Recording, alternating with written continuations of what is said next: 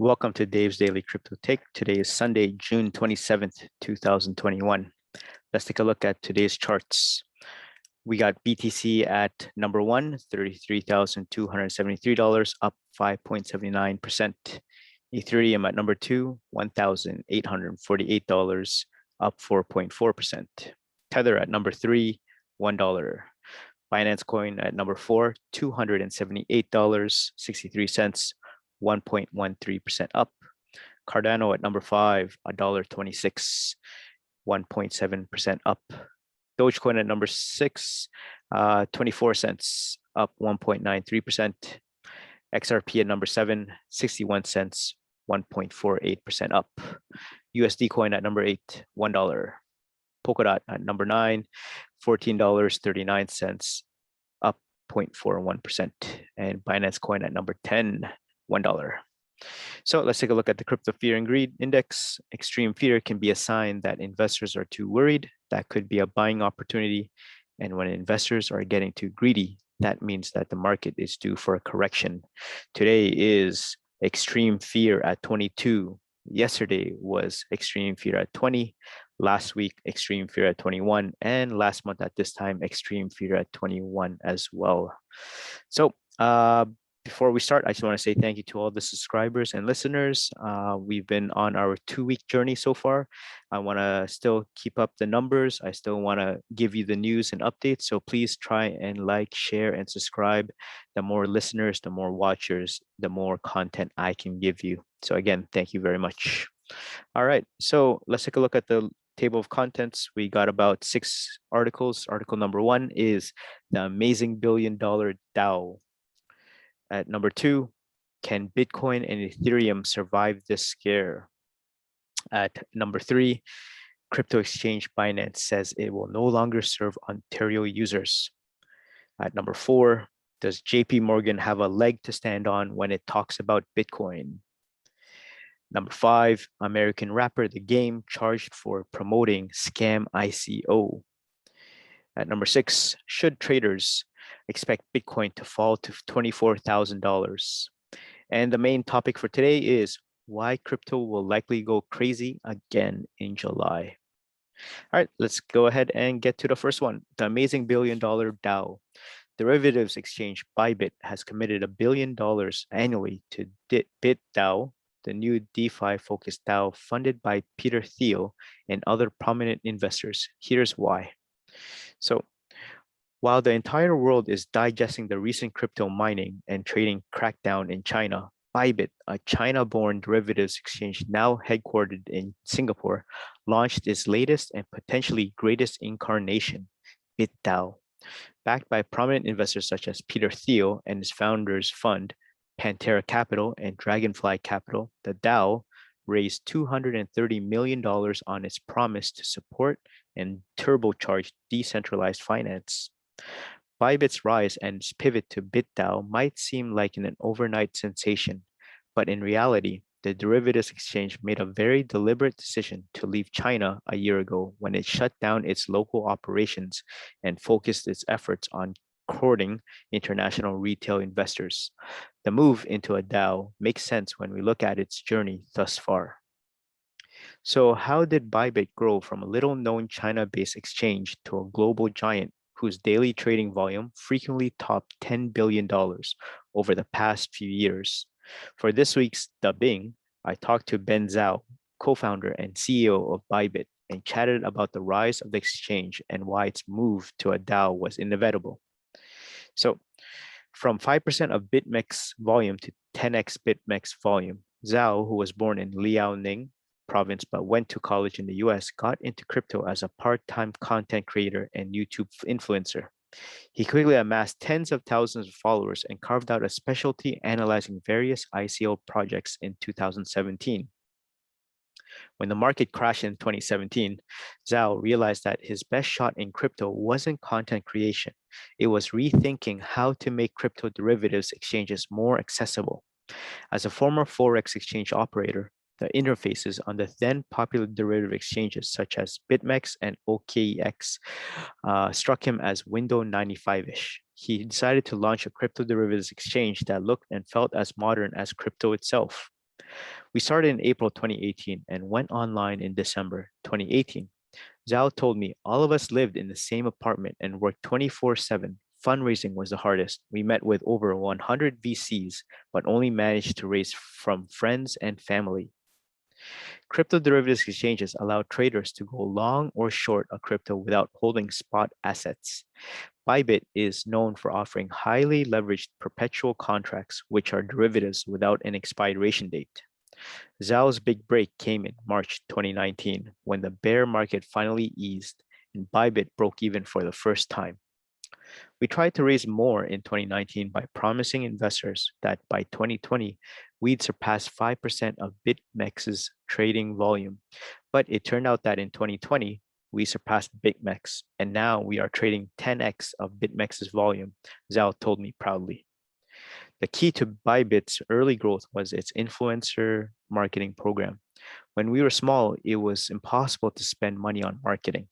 The best way to onboard new users was through promoters and revenue sharing. Zhao said, when I realized that both BitMEX and OKX have opaque reporting around the bonus programs for the referral programs, I knew we had a chance to win.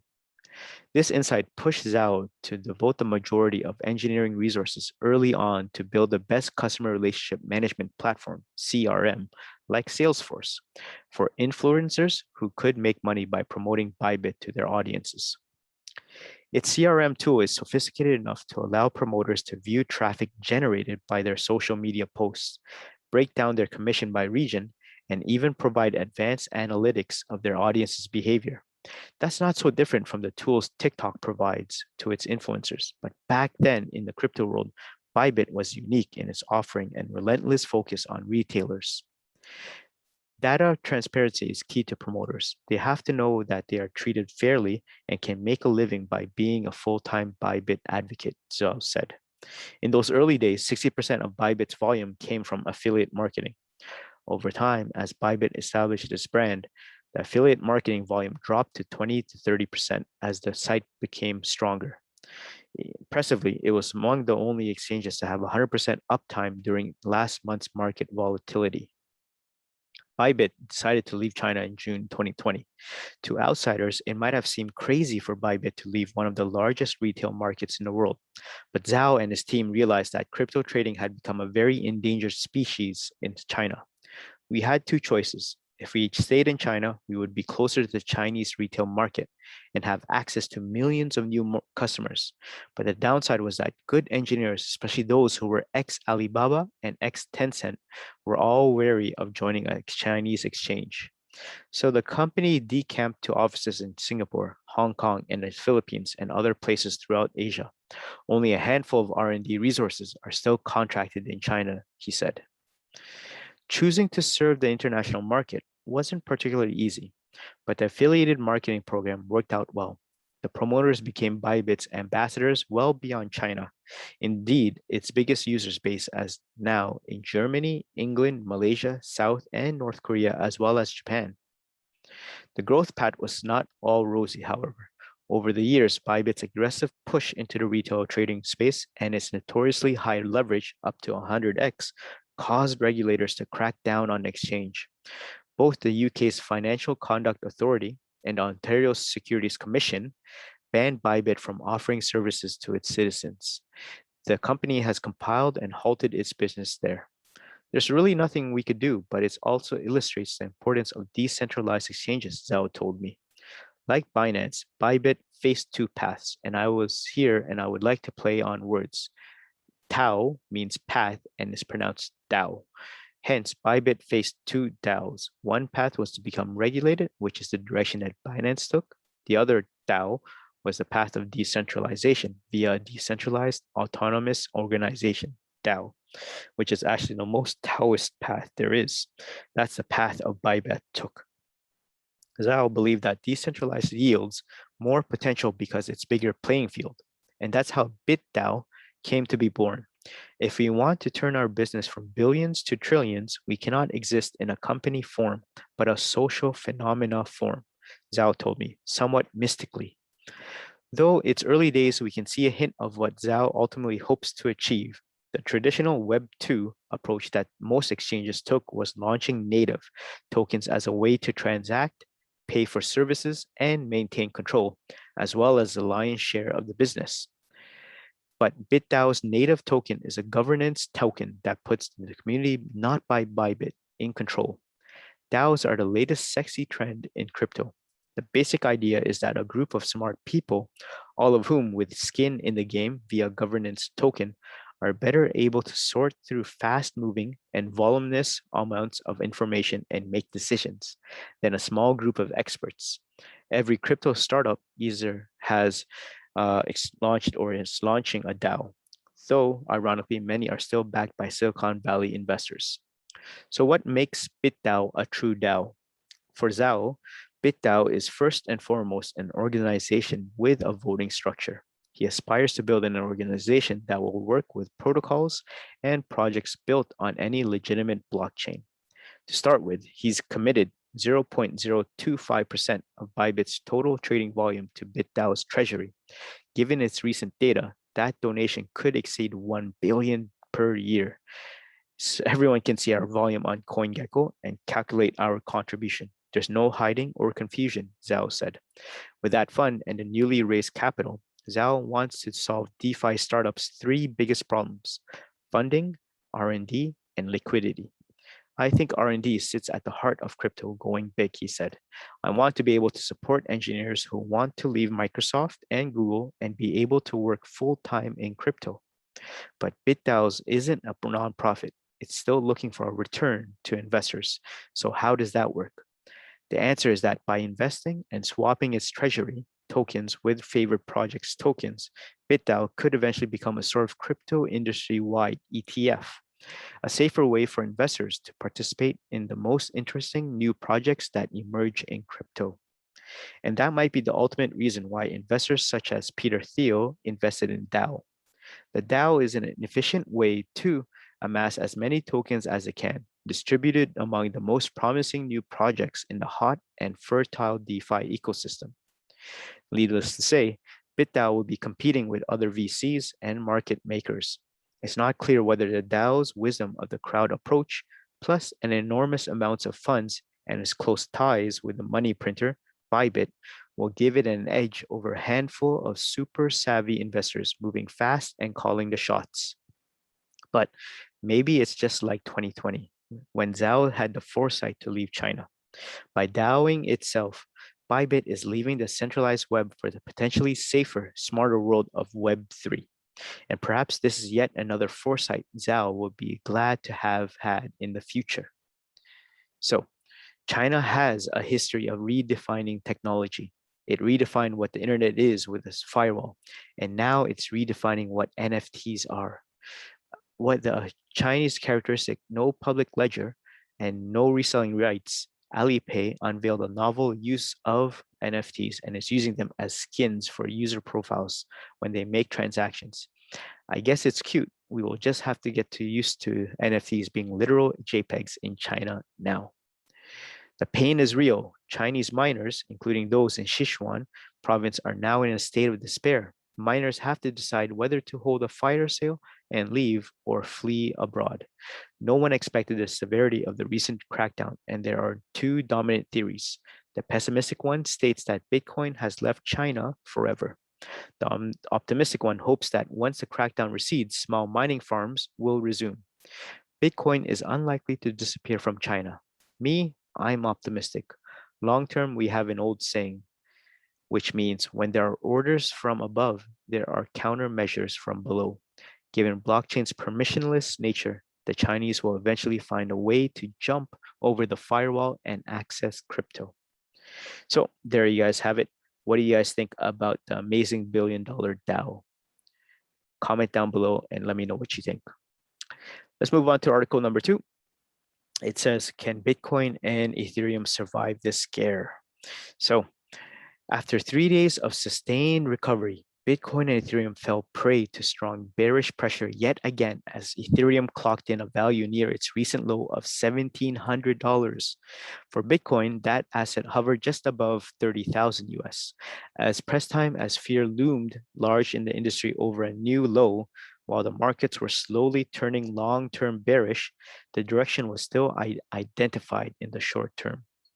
In order to identify drop zones or possible recovery forward, we looked at the active liquidation map to understand traders' current expectations.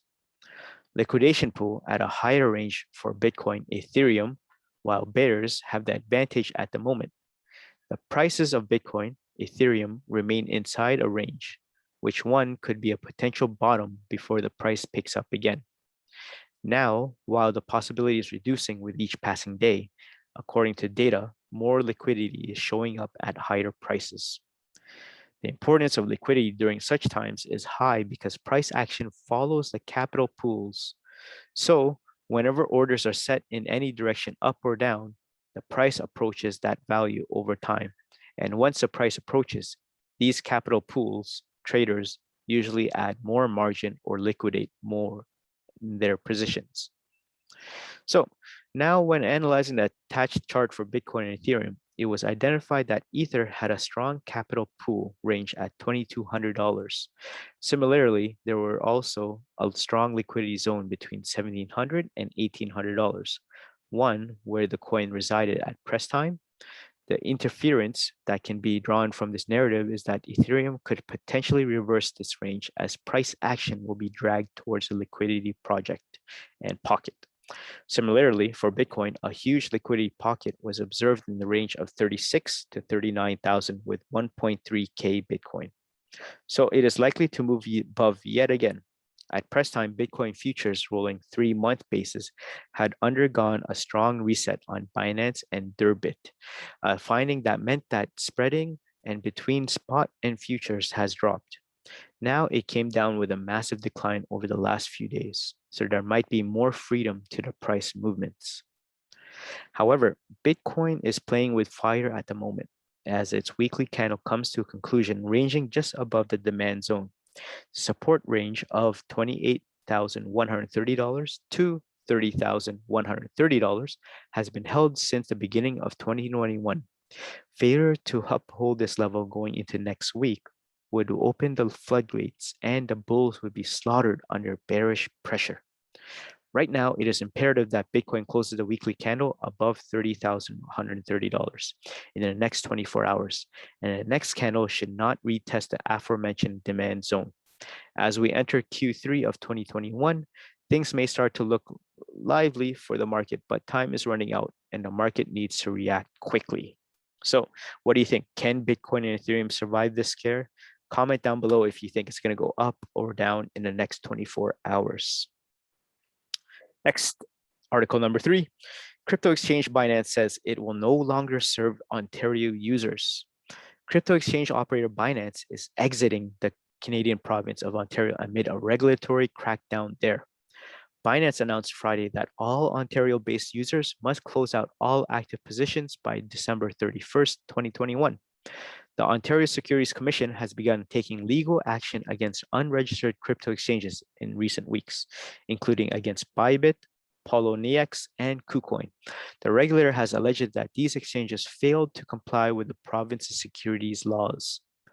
Binance's moves suggest that the crypto exchange operator does not wish to register itself with the Ontario Securities Commission and comply with the province's securities laws.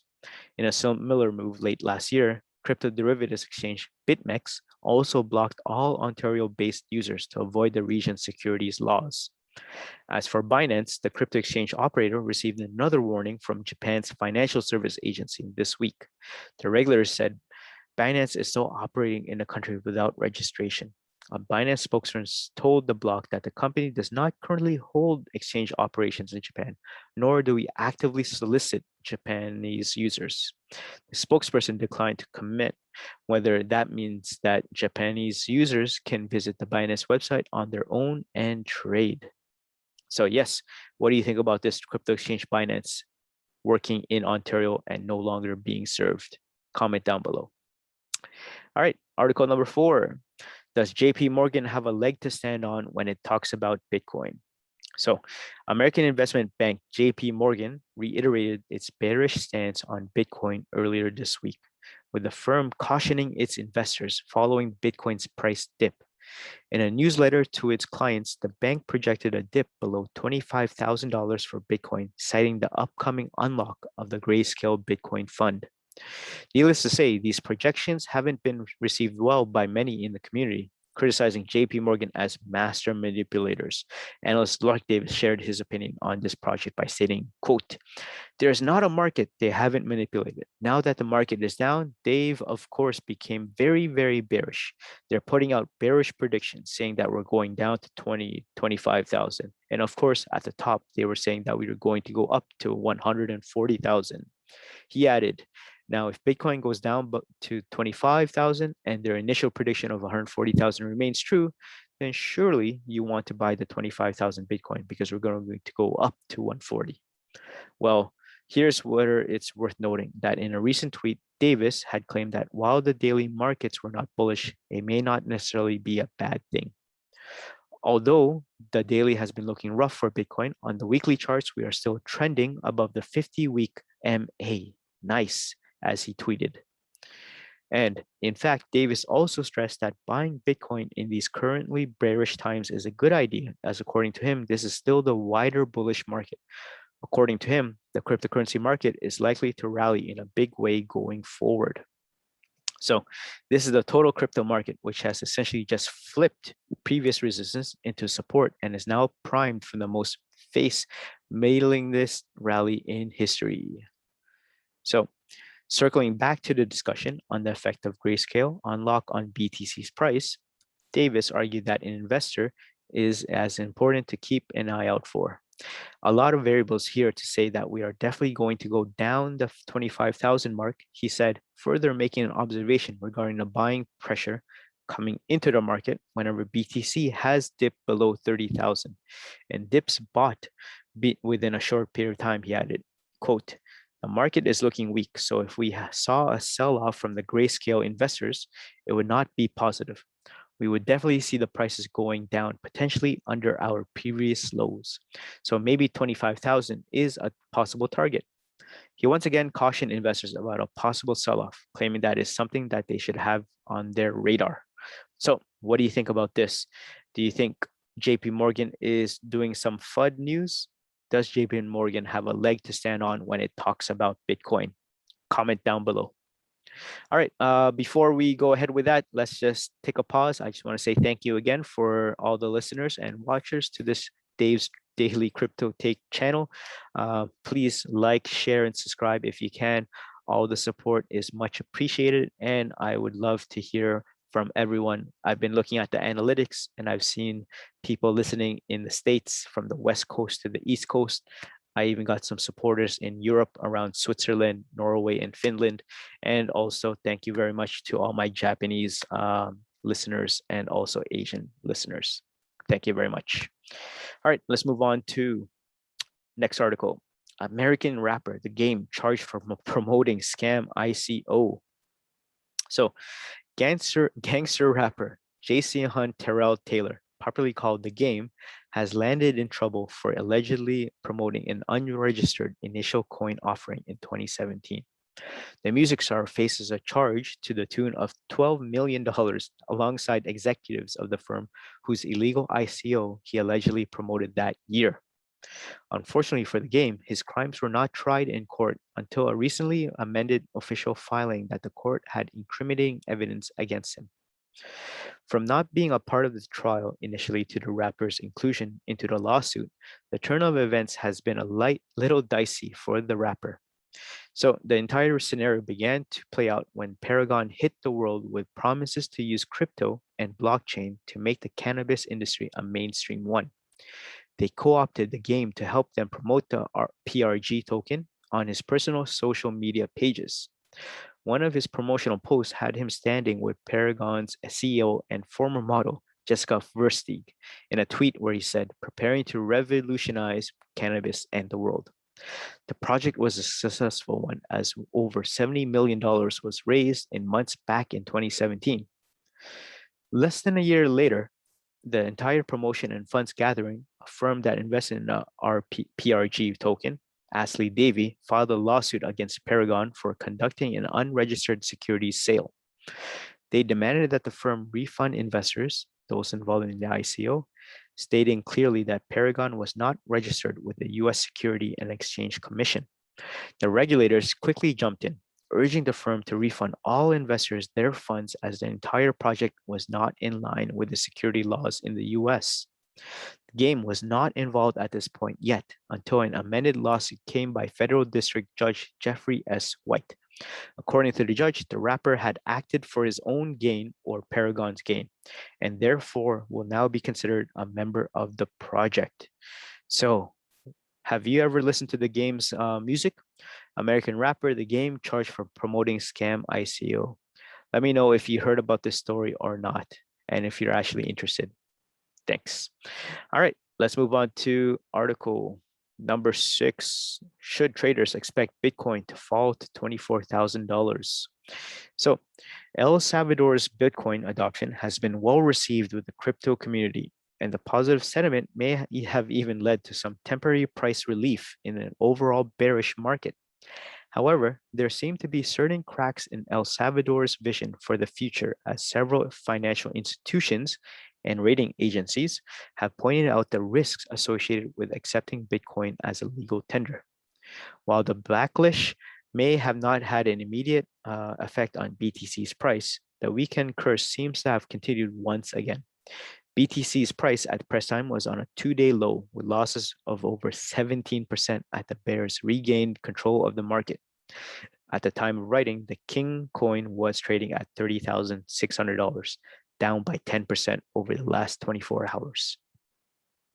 The $31,000 level has managed to cushion sharp pullbacks in the BTC market of late, but a close below this level flashed warning signs going forward. The bulls had some more leeway towards the 19 May swing low of $29,000, but rising selling pressure could see BTC challenge this defense over the next few sessions.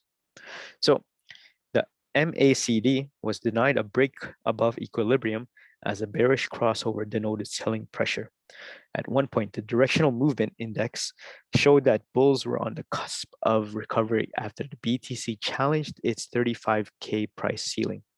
However, downwards pressure returned as the DMI line crossed above the DMI line after a breakout was denied. Further bearishness was highlighted by the ADX, which was also pointing north and confirmed a strengthening trend. A close below 28,000 would likely trigger another sell-off in the market.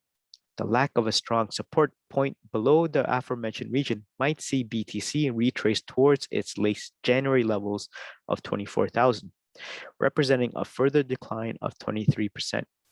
There was some demand for BTC between 24 to 20K, according to the visible range, and buyers could step in at this level in case of an extended sell-off. So, conclusion, Bitcoin's failed breakout attempt above $35,400 saw sellers dominate over the past couple of days. Selling pressure could drag the King coin towards the 28K mark, and chances of an additional decline could loom large. Failing to cut losses in the region could see a further retracement towards 24,000 before buyers regain control again. So what do you think? Do you expect Bitcoin to fall 20 to 24,000? Comment down below if you think that will happen in the next few days or weeks. Okay, let's look at the main topic for today. It is why crypto will likely go crazy again in July. So it has been one hell of a month for cryptocurrency investors. Bitcoin, Dogecoin, Ethereum, they've all taken it on the chin, and investors are rightfully exhausted. They're not likely to get a loss of rest next month. Elon Musk and Jack Dorsey, two of the biggest online influencers when it comes to digital currencies, will discuss Bitcoin in front of an audience on July 21st in a conference. Dorsey announced a conference called the B Word Thursday evening, and Musk jumped into the conversation via Twitter. Dorsey continued the exchange. You can read it below for yourself. And eventually, Musk agreed to a conversation at the event, and the panel was set up for Friday morning. Jack tweeted, the hashtag Bitcoin development community above all else. As more companies and institutions get into the mix, we all want to help project and spread what makes hashtag Bitcoin open development so perfect. This day is focused on education and actions to do just that. Elon Musk retweeted, "Buy curious," and Jack retweeted, "Bizarre. Let's you and I have a conversation at the event. You can share all your curiosities." And then Jack and Elon responded, "For the bit curious, very well then, let's do it. Wink, smiley emoji." And Jack retweeted, "Done. We'll set up with a praying hands." So what do you think about this exchange on Twitter? Dorsey has been a long-time Bitcoin backer, especially via Square in February. After Bitcoin prices had tumbled, all it took for a strong rally was news that Square had bought $170 million worth of crypto in 2018. He boldly predicted that Bitcoin would be a world currency within 10 years. Musk, meanwhile, had preternatural ability to move crypto markets with the vaguest of tweets. Dogecoin's rise and subsequent fall can in large part be accredited to his off-the-cuff comments. And Bitcoin's fall from grace earlier this year was due in part of his tweet about Tesla no longer accepting the crypto for car purchases. So depending on the scope of the conversation or the comments or even jokes of either participant, prices of Bitcoin and other cryptos could see even more volatility. So what do you think about this? Why crypto will likely go crazy again in July? The Dorsey and Musk exchange. Let me know what you think about it down below. All right, to finish this up, let's just take a look at the prices again. BTC is at $32,957, Ethereum at $1,833, Tether at number 3, $1, Binance Coin at number 4, $276, Cardano at number 5, $1.26, Dogecoin at number 6, 24 cents, XRP at number 7, 60 cents. USD coin number 8, $1. Polkadot number 9, $14.17, and Binance USD at number 10, $1. So there you guys have it. Thank you once again for making it this far into the video and podcast. Again, please catch me at all podcasts, Apple Podcasts, Google Podcasts, Spotify Podcasts, and catch me on YouTube for the video version. Again, please like, share, and subscribe, and I'll see you in the next one. Have a great Dave's Daily Crypto Take day. Peace.